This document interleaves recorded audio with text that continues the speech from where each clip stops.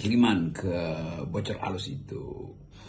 Dengan kalimat yang sangat singkat, bisa saya simpulkan bahwa teror itu adalah bentuk kepengecutan. Apalagi dalam politik. Mengirimkan kepada babi, ya kita bisa tafsirkan itu macam-macam simbol apa itu. Mengirimkan kepada babi ke Tempo juga melebihi dari yang kita bisa bayangkan. Karena biasanya orang marah pada wacana, karena Tempo bocor alus itu isinya wacana, ya tanggapi dengan wacana itu. Jadi teror adalah bentuk paling kasar dari persaingan politik. Kan itu dasarnya tuh. Gagal untuk berargumentasi, lalu memakai sentimen. Gagal memakai sentimen, lalu memakai hoax. Gagal memakai hoax, lalu memakai teror. Pakai teror yang juga sangat dangkal, itu mengirim simbol yang orang tahu apa artinya babi dan apa artinya kepala babi. Jadi sekali lagi kita ingin, bukan menuntut, tapi ingin memperbaiki cara-cara kita berpolitik. Supaya ada semacam kesetaraan di dalam kehidupan warga negara. Ada kesetaraan dalam kita untuk saling menyapa dengan pikiran, bukan dengan kekerasan tuh. Kalau kekerasan ya itu lebih terbuka, lebih jujur sebetulnya tuh. Bukan dengan cara-cara yang mengirim tapi tanpa pesan yang jelas, dan pengirimnya juga ya, tentu akan menyembunyikan identitasnya tuh. Nah ini yang saya anggap sebagai satu manipulasi di dalam upaya memperbaiki negeri ini. Jadi si peneror itu juga orang yang ketakutan sebetulnya, karena dia tidak berani untuk menerangkan dia siapa, argumennya apa, posisi dia di dalam urusan dengan Tempo apa, bagian mana dari Tempo yang menyinggung dia, siapa sebetulnya yang menginginkan Tempo itu tutup mulut. Kan semua itu bisa kita analisis secara hermeneutic of suspicion gitu kan. Nah ilmu tafsir semacam ini yang sekarang dengan mudah kita lacak sebetulnya. Ya sinyal-sinyal itu berkaitan tentu dengan hari-hari terakhir ini. Ada demo mahasiswa, ada pembahasan undang-undang TNI, ada kecerewetan atau bocor alus yang terus-menerus menyerang pemerintah tuh. Ada bagian-bagian lain yang mungkin tersinggung. Tapi sekali lagi kita mau terangkan bahwa teror adalah bentuk paling dangkal dari persaingan politik. Publik mau tidak mau mengaitkan dengan sikap kritis Tempo terhadap kekuasaan, karena tiada hari tanpa mengkritik terhadap kekuasaan gitu ya.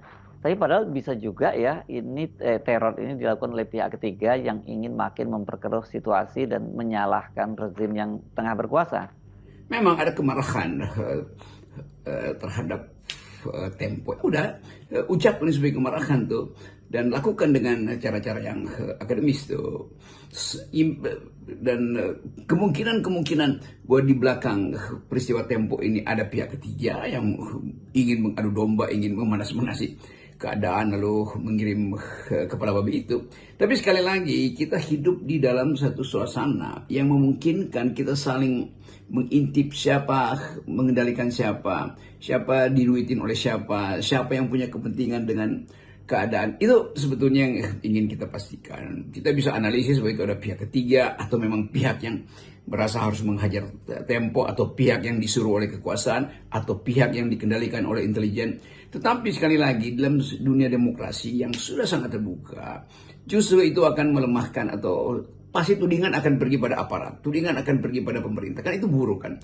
Padahal sebetulnya yang melakukan ini sedang mengambil atau memancing di air keruh. Nah itu yang kita sebut kehati-hatian. Tapi saya kira Tempo paham itu, dan Tempo sudah tumbuh di dalam suatu kondisi yang tidak mungkin lagi diteror. Karena apapun kalau pers itu diteror, itu artinya seluruh public opinion terteror. Kalau Tempo diteror, maka mahasiswa juga merasa diteror. Masyarakat internasional merasa diteror. Global civil society merasa diteror tuh. Dan sekarang ada berita kemana-mana ke luar negeri kan. Jadi sekali lagi ini kekonyolan. Dan kekonyolan itu hanya terjadi karena kekurangan kemampuan berargumentasi. Nah, kita mau pulihkan sebetulnya negeri ini di bawah presiden yang baru, supaya ada duel argumen, bukan duel sentimen. Itu yang selalu saya terangkan pada publik, bahwa kita hanya ingin berselisih dengan kapasitas argumentasi. bukan dengan cara-cara intimidasi. Nah, sekali lagi, kemungkinan ini pasti sedang dianalisis oleh pihak kekuasaan, sedang dianalisis oleh badan intelijen, oleh lembaga-lembaga riset, sehingga orang mau meraba pada akhirnya ini apa yang terjadi di Indonesia tuh. Apakah keadaan ini ada kelanjutan dari ketidakpuasan pada pemilu yang lalu? Pasti. Apakah keadaan ini juga disebabkan oleh, sebut aja, kegugupan dari pemerintah menghadapi opini publik yang betul-betul di dalam hari-hari ini, dalam minggu-minggu ini terus meminta Jokowi adili, Indonesia gelap, kabur aja dulu. Dan momentum-momentum ini kan momentum yang memang akan hadir di dalam hari-hari pertama Presiden Prabowo. Jadi ini hal yang biasa sebetulnya, bahwa ada kritik, ada keinginan yang mungkin berlebih supaya Presiden Prabowo bikin jarak dengan Presiden Jokowi, ada keinginan untuk membela, mengamankan politik hari ini dari intervensi karena ada krisis global, maka Indonesia diumpankan di dalam krisis global itu. Semua ini, entah itu krisis finansial yang memungkinkan volatilitas dolar itu juga bisa berakibat pada volatilitas politik. Nah, semua ini kan hal yang mesti dibawa ke ruang publik dan dibuka di situ di dalam forum-forum argumentasi, bukan forum-forum intimidasi. Lepas dari siapa yang melakukannya, tapi paling dirugikan saya kira ini pasti pemerintah ya, karena ini kan pemerintah jelas langsung orang menduga-duga pemerintah, dan ini akan membuat indeks demokrasi dan kebebasan bersuara di Indonesia itu makin rendah. Karena itu pemerintah dalam hal ini aparat penegak hukum ya harus membongkar kasus ini ya, agar jadi tidak menduga-duga, tidak menimbulkan fitnah gitu. Ya, akhirnya kita mesti rumuskan bahwa akhirnya kita mulai mendeteksi satu keadaan psikososial masyarakat yang anonim. Artinya tidak bisa dirumuskan apa yang sedang terjadi. Keadaan yang tanpa norma, keadaan yang memungkinkan kekacauan komunikasi bisa berakhir dalam kerusuhan politik. Kan ini sederhana sebetulnya. Jadi seharusnya kita coba bayangkan bagaimana kita ingin melengkapi demokrasi ini dengan opini publik yang bermutu. Kan itu intinya demokrasi, menyelenggarakan opini publik yang bermutu. Dan kelihatannya kalangan istana, terutama para komunikator politik di istana ini, tidak mampu untuk mengatasi kekacauan komunikasi ini. Tentu Presiden Prabowo dalam 2 hari ini memperhatikan tuh bahwa apa yang terjadi di Tempo itu pasti akan menurunkan legitimasi beliau kan. Dan pasti yang akan dituduh oleh pemerintah, udah pasti itu tuh. Karena udah timbul semacam inspirasi untuk mengatakan pasti kekuasaan tidak mampu berargumentasi, maka didaratkanlah di situ kepala babi. Nah, konsep-konsep bernegara semacam ini yang buruk tuh.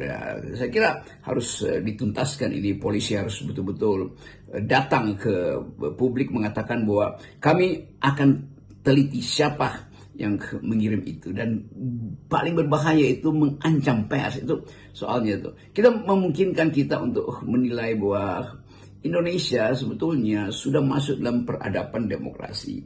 Memang di zaman Pak Jokowi demokrasi itu dihentikan oleh Undang-Undang ITE, dihentikan oleh keinginan Presiden Jokowi waktu itu untuk kita tinggalkan dulu kecerewetan sipil. Pokoknya kita akan sulap negeri ini dengan IKN, dengan jembatan-jembatan, jalan tol, bangunan-bangunan segala macam.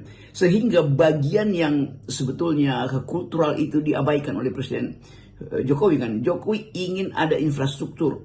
Jokowi perpanjang jalan tol, sementara jalan pikiran dia perpendek. Jokowi membuat tinggi semua hal yang bisa langsung kelihatan dengan mata dalam bentuk infrastruktur, sementara dia rendahkan demokrasi. Ini konsekuensi yang kita terima hari ini kan.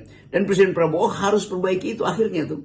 Nah, kecepatan Presiden Prabowo memperbaiki itu juga tersusul oleh keadaan ekonomi yang memburuk, tersusul oleh kondisi politik yang dinamikanya tidak bisa distabilkan. Nah, semua ini faktor yang ada di depan kita, dan faktor-faktor ini yang harus diatasi oleh satu jenis kepemimpinan yang bijak, mau mendengarkan, mau bahkan berdebat dengan kalangan mahasiswa kampus, mau ikut di dalam upaya untuk menyelami sebetulnya apa psikologi sosial yang tersembunyi di masyarakat, terutama masyarakat kelas menengah yang kehilangan kemampuan pada harapan ekonomi karena tergerus oleh kurs, tergerus oleh inflasi, tergerus oleh deflasi bahkan, sehingga mereka daya belinya menyusut kan. Kan kelas menengah yang menyusut daya belinya itu pasti bisa marah tuh, karena bagi mereka konsumsi itu adalah dasar kehidupan mereka tuh, gengsi untuk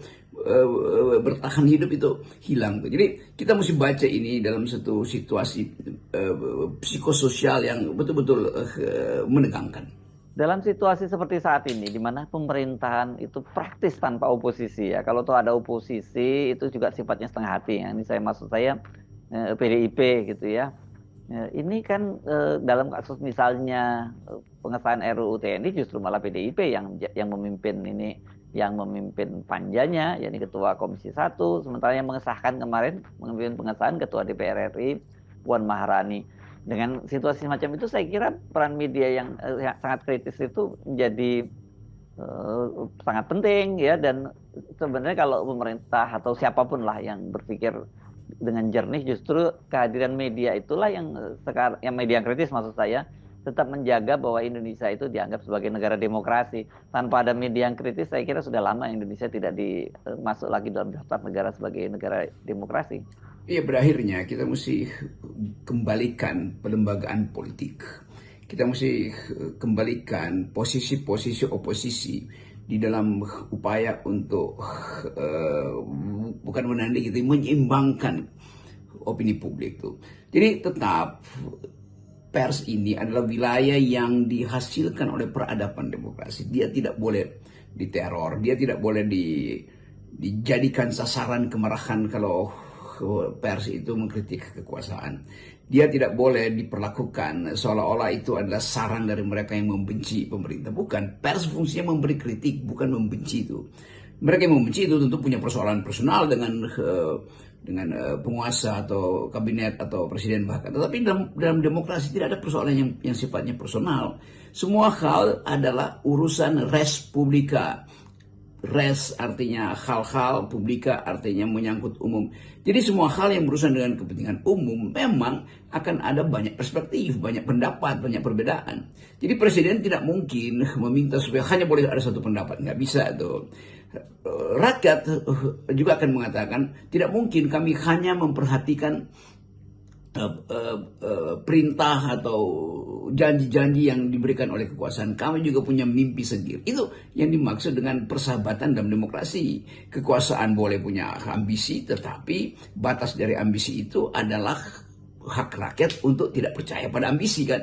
Sementara sebaliknya itu rakyat punya ambisi yang mungkin tidak bisa diselesaikan atau dijalankan oleh presiden atau oleh kementerian atau kekuasaan karena keterbatasan anggaran dan situasi dunia dan politik nasional yang masih penuh dengan dinamika. Nah, persiapan kita untuk masuk ke dalam pelembagaan politik itu harus dimulai dengan percakapan, bukan dengan saling membentak, atau apalagi kalau bentakan itu datang dari kekuasaan, maka arogansi yang akan timbul. Kalau rakyat marah, maka caci maki rakyat itu pasti hasil dari keadaan kepapahan mereka karena frustrasi dengan keadaan ekonomi, merasa bahwa semua hal yang pernah dijanjikan 10 tahun oleh Presiden Jokowi akhirnya berakhir di dalam satu fakta bahwa dompet makin lama makin tipis. Kan semua itu hal yang real yang ada di dalam kehidupan kita. Jadi sekali lagi FNN hanya ingin mengulas banyak hal, berupaya untuk mengembalikan percakapan akademis di dalam wilayah publik. Kita tetap ingin melihat bahwa ada stabilitas yang harusnya memberi harapan bahwa Indonesia bisa menjadi figur di dalam politik internasional. Indonesia punya segala macam sumber daya mineral, kapasitas untuk menghasilkan apa yang disebut oleh Presiden Prabowo Indonesia gemilang nanti, itu pasti ada. Tetapi dia mesti dimulai dari percakapan rasional, bukan melalui teror, bukan melalui intimidasi itu.